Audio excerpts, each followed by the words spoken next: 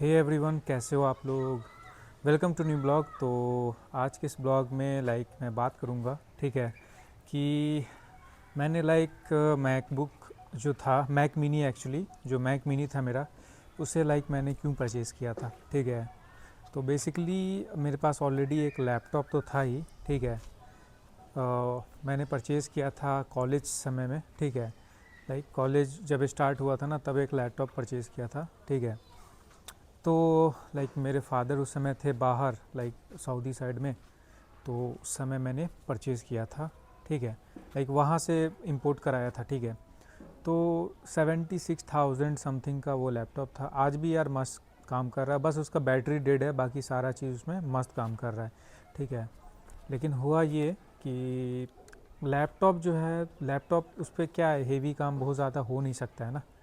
For example, आप laptop अगर है आपके पास, तो आप बहुत ही ज़्यादा ग्राफिक ओरिएंटेड काम कर नहीं पाओगे उस पर, ठीक है। जैसे वीडियो एडिटिंग नॉर्मल कर पाओगे, लेकिन बहुत हाई एंड वीडियो एडिटिंग है वो कर नहीं पाओगे, ओके। तो मेरा तो वीडियो एडिटिंग नहीं था, मेरा था एंड्रॉयड डेवलपमेंट। उस समय मेरा बहुत ज़्यादा क्रेज़ पकड़ा हुआ था मैं करने का, ठीक है। तो उस समय मैं फ्लटर सीख रहा था, ठीक है। अभी भी वो यूज़ होता है काफ़ी ज़्यादा, गूगल का ही एक फ्रेमवर्क है जो ऐप डेवलपमेंट में यूज़ होता है, ठीक है। तो काफ़ी ज़्यादा लोग ना उस पर अट्रैक्ट हुए हुए थे, ठीक है। मैं और मेरा एक फ्रेंड था, ठीक है। उस वो भी हम लोग लगे हुए थे, एकदम उसको सीखने में अच्छे से लगे हुए थे। और मैंने 2 साल उसमें काम भी पूरा अच्छे से सीखा, प्रोजेक्ट बनाया, 2 साल तक उसमें था, ठीक है। काफ़ी अच्छा लगा सीख करके, क्योंकि उस समय में बहुत ही मैच्योर फ्रेमवर्क नहीं था, बहुत ही ज़्यादा। 2 ही फ्रेमवर्क था, आज भी 2 ही फ्रेमवर्क है जो हाइब्रिड में ऐप डेवलपमेंट के लिए यूज़ होता है, बहुत ही ज़्यादा। वो रिएक्ट नेटिव, एक है फ्लटर, ठीक है। तो मैं बेसिकली फ्लटर यूज़ कर रहा था, लेकिन 1-2 साल किया, फिर मुझे ऐसा लगा कि फ्लटर से बेटर रिएक्ट नेटिव है। क्योंकि यार देखो, मेरा ऐसा था कि मैं वेब डेवलपमेंट भी करता था, और मुझे ऐसा कुछ चाहिए था कि एक ऐसा लैंग्वेज हो जो वेब डेवलपमेंट में भी यूज़ हो जाए और मोबाइल ऐप डेवलपमेंट में यूज़ हो जाए। तो रिएक्ट जेएस उस समय बहुत ज़्यादा पॉपुलर था, क्रेज़ हो, लोगों में क्रेज़ी एकदम था, ठीक है, कि इसको सीखना है रिएक्ट जेएस को। जॉब वगैरह सिर्फ रिएक्ट सीखने से जॉब मिल जा रहा था लोगों को उस समय पे। मेरे को भी मिला था, लेकिन मैं कॉलेज में था, इसलिए उन्होंने एक्सेप्ट नहीं किया मेरा, ठीक है। ऑफ़र लेटर वगैरह मिल गया था, सारा चीज़ हो गया था, लेकिन हुआ ही नहीं कुछ। क्योंकि उस समय पे मैं कॉलेज में था, सेकेंड ईयर में, ठीक है, सेकेंड ईयर में था, हाँ सेकेंड ईयर में था। तो ऐसे ही हुआ मेरे साथ, ऑफ़र लेटर मिल गया, लेकिन ज्वाइनिंग वगैरह हुआ नहीं, ओके। उसके बाद फ्लटर वगैरह जो था, ठीक है, सीखा मैंने। उसका बाद एक्सपीरियंस हुआ कि हाँ भाई, ऐप डेवलपमेंट में ऐसे ऐसे होता है, ठीक है। उसके बाद थोड़ा आगे गए, उसके बाद तो रिएक्ट नेटिव वगैरह सीखा। तो रिएक्ट नेटिव थोड़ा ऐसा लगा कि यार वेब जैसे वेबसाइट डेवलपमेंट वगैरह होता है ना, ठीक है। तो लगा कि वेबसाइट ही मैं बना रहा हूँ, ऐसा लग रहा था जब मैं रिएक्ट जेएस को यूज़ कर रहा था ना, वो रिएक्ट नेटिव में ऐप बनाने के लिए, ठीक है। तो ऐसा लग रहा था मैं वेबसाइट ही बना रहा हूँ, क्योंकि बहुत ज़्यादा स्मूथ था और इजी था, ठीक है। क्योंकि जैसे आप रिएक्ट जेएस अगर आप बना रहे हो, उसमें ऐप बना रहे हो, ठीक है, रिएक्ट नेटिव में, तो वो क्या है कि हाइब्रिड है, यानी कि मल्टी प्लेटफॉर्म है। विंडोज़, वो सेम प्रोजेक्ट विंडोज़ पे भी काम करेगा, मैक ओएस पे भी करेगा, एंड्रॉयड, आईओएस, ठीक है, सब में काम करेगा। उस पर वेबसाइट भी अब कन्वर्ट कर सकते हो, ठीक है। मैंने पर्सनली एक पूरा एप्लीकेशन बनाया हुआ है उसको यूज़ करके, जिसमें अलग अलग इस पे प्लेटफॉर्म पे आप रन कर सकते हो। जैसे एक एंड्रॉयड हो गया, आईओएस हो गया, मैंने इन दोनों पे तो रन कराया। और प्लस मैंने वेबसाइट, सेम ऐप को मैंने वेबसाइट पे भी, सिंगल कोड बेस वेबसाइट पे भी काम कर रहा था। तो ये मुझे काफ़ी अच्छा लगा, ठीक है। तो ये वीडियो थोड़ा मैं टेक्निकल की तरफ चला गया, ठीक है। मैं फ्लो में बह जाता हूँ कभी कभी, ठीक है, तो इग्नोर करो। आप एक काम करो, मैं एक चीज़ आप लोग को बताना चाह रहा था कि मैक ओएस मैंने मैक मिनी कैसे परचेज़ किया, ठीक है, क्या दिमाग में था। देखो, उस समय में कॉलेज जब मैं पास आउट हो गया था ना, तो मैं जॉब वॉब कर रहा था, 1 आध साल किया, ठीक है, थोड़ा बहुत पैसा आ गया था। तो सोचा कि अब वो लैपटॉप में कुछ कुछ इशू हो रहा था, क्योंकि पुराना लैपटॉप है, ऑब्वियस सी बात है, 4 साल हो गया था, 3-4 साल हो गया था उस समय लैपटॉप को। तो थोड़ा पुराना था, और उसमें iOS डेवलपमेंट सिर्फ अभी भी यही होता है, iOS डेवलपमेंट आपके पास मैक है तभी आप कर पाओगे, या एप्पल का कोई भी लैपटॉप है या फिर मैक है तो कर पाओगे, नहीं तो नहीं कर पाओगे। वो बात अलग है कि अभी फ्रेमवर्क निकल गया जैसे एक्सपो वगैरह है, वो उसमें आपको ज़रूरत नहीं पड़ता है iOS डेवलपमेंट, और लेकिन टेस्टिंग के लिए तो फिर भी iOS का एक डिवाइस आपको आईफोन वगैरह चाहिए, ठीक है। या फिर आपको कोई लाइक सिमुलेटर में आप हर चीज़ तो कर नहीं पाओगे।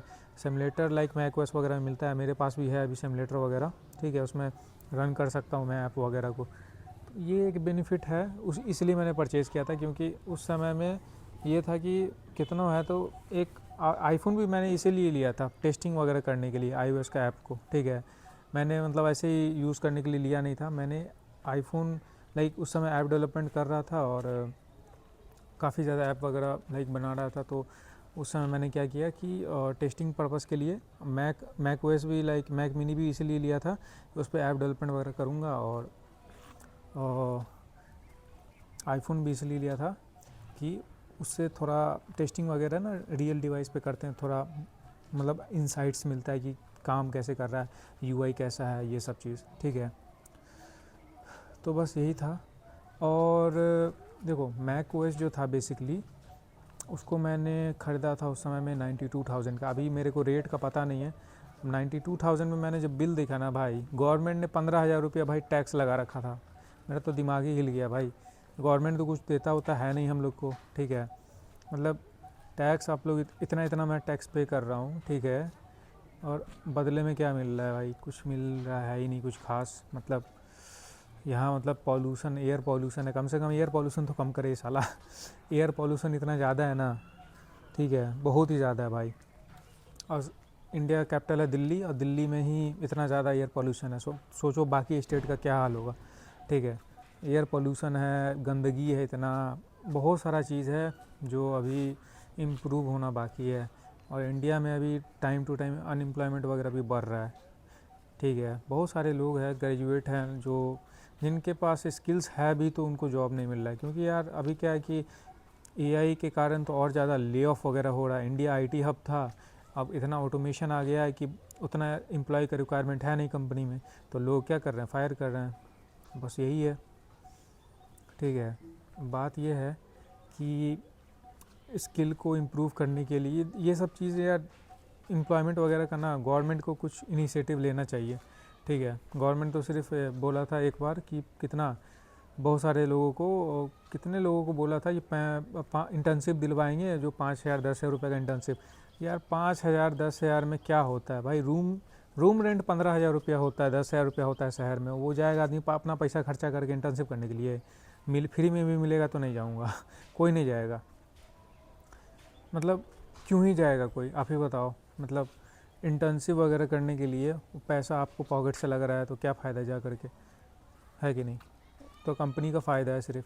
तो यहाँ पे क्या है ना, कॉर्पोरेट मजदूरी बहुत ज़्यादा हो रहा है, एक चीज़ मैंने नोटिस किया है, ठीक है।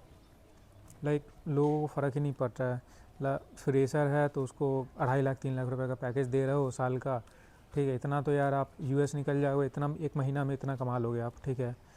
डिलीवरी बॉय जो है ना, आप चले जाओ यूरोप के किसी भी कंट्री में, लाख रुपया महीना सिर्फ डिलीवरी बॉय कमा लेता है, ठीक है। यकीन ना हो तो किसी यूरोप वाले से पूछ लेना, वो बता देगा, मुझे तो मालूम है क्योंकि मैं रिसर्च अपना करता रहता हूँ, मुझे जाना है बाहर तो अपना मैं रिसर्च वगैरह करता रहता हूँ, ठीक है। देखो टू द पॉइंट, अगर इंडिया में आपका अच्छा सैलरी है तो ठीक है यार, यहाँ रह सकते हो, लेकिन अगर आपको निकलना है, पैसा कमाना है, अच्छा मोटा पैसा, थोड़ा लाइफ को इम्प्रूव करना है, क्वालिटी लाइफ जीना है, बाहर निकलो, यहाँ कुछ नहीं होने वाला, ठीक है। यहाँ तुम चाहे कुछ भी कर लो, बिजनेस कर लो या फिर कुछ भी कर लो, गवर्नमेंट तो वैसे भी सपोर्ट नहीं करने वाला, ठीक है। अब क्वालिटी लाइफ तो भूल जाओ यार, इंडिया में क्वालिटी लाइफ आपको कभी नहीं मिलने वाला, ठीक है। देखते हैं, मैं बाहर निकलूँगा तो अपडेट तो आप लोगों को देता ही रहूँगा, वीडियो बनाऊँगा तो आप बैकग्राउंड वगैरह तो देख ही लोगे, तो आपको सब आइडिया लग जाएगा। बाकी मैं निकलूँगा जल्दी, ठीक है, 2-3 महीना के अंदर बाहर, तो मैं बताता हूँ आप लोगों को क्या सीन है, ओके। तो बस यही था यार वीडियो में, ओके। मैक ओएस का ज़्यादा कुछ खास स्टोरी था नहीं, ऐप डेवलपमेंट वगैरह के लिए मैंने उसको बनाया था, लाइक ऐप डेवलपमेंट वगैरह के लिए मैंने उससे परचेज़ किया था बेसिकली, ठीक है।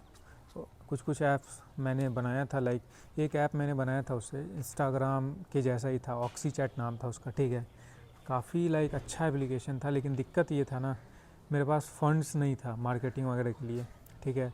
मार्केटिंग वगैरह के लिए फ़ंड नहीं था। अब बिना फंड्स का मार्केटिंग का कुछ नहीं होता है।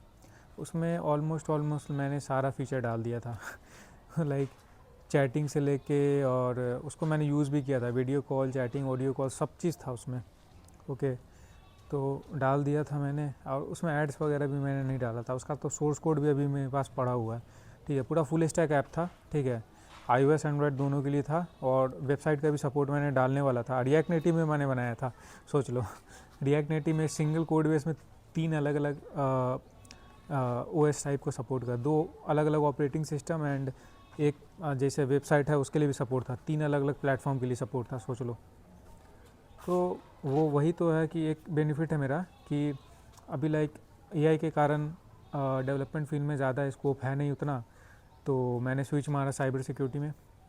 तो एक बेनिफिट मेरा ये हो गया, डेवलपमेंट का एक्सपीरियंस था मेरे पास, तो हुआ ये कि एक बेनिफिट ये हो गया कि मेरे को पहले से ही मालूम है कि कोड बेस कैसा होता है, कैसे कैसे काम होता है, ठीक है, और कौन कौन सा फ्रेमवर्क यूज़ होता है, सारा कुछ इस लाइक नॉलेज है। तो मैं कोई वेब एप्लीकेशन पे टेस्टिंग वगैरह करता हूँ तो पहले ही दिख जाता है ये, अच्छा ये भाई साहब ये कोड बेस में ये यूज़ कर रहे हैं, ठीक है। मतलब वीकनेस तो मेरे को डेवलपर का वीकनेस मालूम है, और डेवलपर जो मिस्टेक करता है वो तुम समझ ही जाओ, ठीक है। अगर आप डेवलपर को पढ़ना समझ गए ना, ठीक है, तो आपको मालूम चल जाए वो भाई कहाँ कहाँ पे गलती कर सकता है, ठीक है। बट डिपेंड करता है कि वो डेवलपर कितना एक्सपीरियंस है या फिर जूनियर है। जूनियर डेवलपर तो बहुत ऐसा ऐसा गलती करता है ना भाई आजकल। अब वाइब कोडर का तो क्या ही कहना, हम तो चाहते हैं कि वाइब कोडर और ज़्यादा आए, इससे तो भाई हैकर लोग का ही बेनिफिट है। क्यों? क्योंकि इनको ये भी नहीं मालूम है कि इन्वायरमेंट वेरिएबल को कॉन्फ़िगर कैसे किया जाता है। इन्वायरमेंट वेरिएबल क्या होता है ये भी नहीं मालूम होता है बहुत सारे लोगों को, ठीक है। और इन्वायरमेंट वेरिएबल को डायनेमिक रखना चाहिए, स्टैटिक रखना चाहिए, ये भी नहीं मालूम है, ठीक है। तो एक चीज़ बेनिफिट है हम लोग को कि ऐसे लोग जब तक आते रहेंगे, हम लोग का लाइक साइबर सिक्योरिटी वाले बंदों का ना, हैकर लोगों का चलता रहेगा मस्त, कोई दिक्कत नहीं है, ठीक है। तो यार आज के वीडियो के लिए बस इतना ही, ठीक है। और मिलते हैं यार नेक्स्ट वीडियो में, ठीक है। नेक्स्ट वीडियो में यार एकदम मस्त एक स्टोरी है मेरे पास आप लोगों को बताने के लिए, ठीक है। वो लेटेस्ट है एकदम, ठीक है, जो आजकल में ही हुआ है मेरे साथ, अभी हुआ नहीं है, होने वाला है, ठीक है। तो वो मैं ज़रूर बताऊंगा आप लोग के लिए, ठीक है, आप लोग को ज़रूर बताऊंगा। तो मिलते हैं नेक्स्ट वीडियो में, ठीक है। वीडियो पसंद आया हो तो यार लाइक और सब्सक्राइब कर देना, ओके।